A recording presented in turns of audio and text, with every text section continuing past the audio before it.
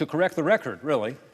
Some of my colleagues in the chamber voted yesterday to begin consideration of this CHIPS package that we've talked about a lot because they believed it included legislation called Safeguarding American Innovation Act, or SAIA, the bipartisan Senate-passed and White House-supported essential legislation to protect taxpayer-funded research and intellectual property from being taken, stolen, by China and other adversaries, and then used against us. It's understandable people thought that because the SAIA research security provisions were in the broader USICA bill that passed the Senate last year.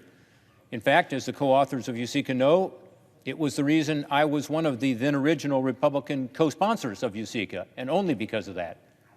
And at that time, we needed Republican co-sponsors. And it's understandable because this week, all Republican offices were emailed a list of items by the lead Republican on this bill, which included CHIPS Plus legislation, including SAIA. So Republicans, when they voted yesterday, thought SAIA was part of it. Even today, Democrats and Republicans alike have come up to me and said they thought SAIA was in this bill. And by the way, they want it in this bill. But it's not. It was stripped out of this USICA. I filed an amendment to get it back into this package because it's so crucial to the goal of the overall effort, which is, of course, to improve our country's competitiveness, especially with regard to China. To do that, we must not only invest in more American research and innovation, which I support, but we've got to protect that taxpayer-funded research and intellectual property from being stolen by our adversaries and used against us. Given the current realities, without such protections, I believe this CHIPS Plus bill, with significantly increased levels of federal funding for research, may well become a giveaway to Beijing. China's made no secret of its goal to supplant the United States as the global economic leader, and China's been willing to use every tool of its disposal, at its disposal to be able to do that. As FBI Director Christopher Wray has warned, and I quote, "The greatest long-term threat to our nation's information and intellectual property, to our economic vitality, is the counterintelligence and economic espionage threat from China," end quote. Director Wray has characterized China as the largest threat to, quote, "our ideas, our innovation, and our economic security," noting that the FBI has opened 2,000 cases focused on China stealing our research, with one case being opened approximately every 12 hours. A number of us, in a totally bipartisan process, have been working on protecting research for the past 4 years. In 2019, an investigative report of the Permanent Subcommittee on Investigations of the Committee of Homeland Security, which I chaired, with Senator Carper as the ranking member, documented, after a year-long investigation, how China uses talent recruitment programs, like the Thousand Talents Plan, to target the science and technology sectors. Talent recruitment plans recruit high-quality overseas talent, primarily from the United States, including academics, scientists, engineers, entrepreneurs, even finance experts.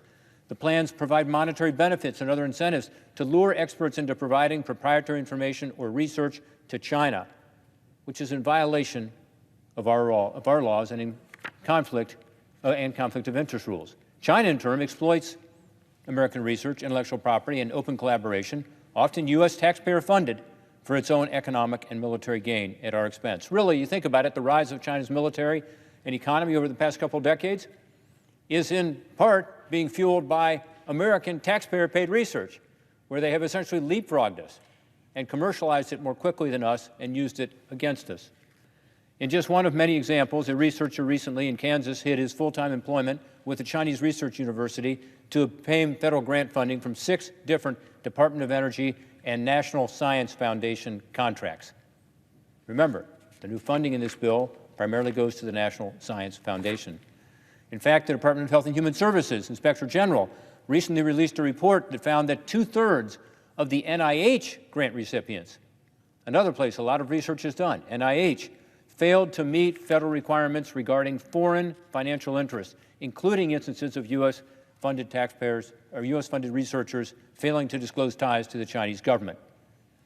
In fact, since our investigation and hearing, there have been at least 23 different researchers that have been arrested by federal authorities for research theft. In testimony before the Permanent Subcommittee on Investigations, John Brown, then Assistant Director of FBI's Counterintelligence, said, quote, "The Communist government of China has proven that it will use any means necessary to advance its interests at the expense of others, including the United States, and pursue its long-term goal of being the world's superpower by 2049.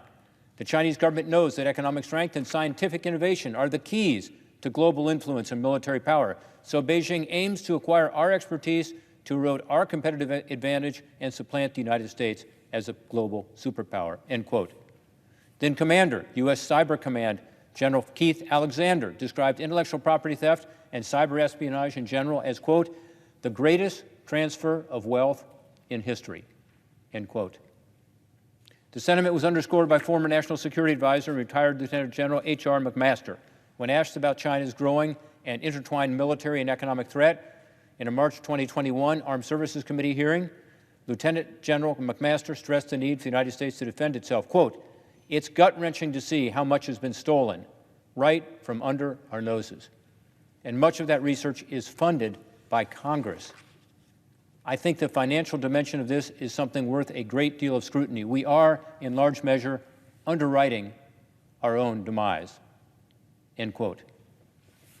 That's why Senator Carper and I introduced the Safeguarding American Innovation Act and insisted it be included in the Homeland Security and Government Affairs title of USICA. And again, it was, and it passed.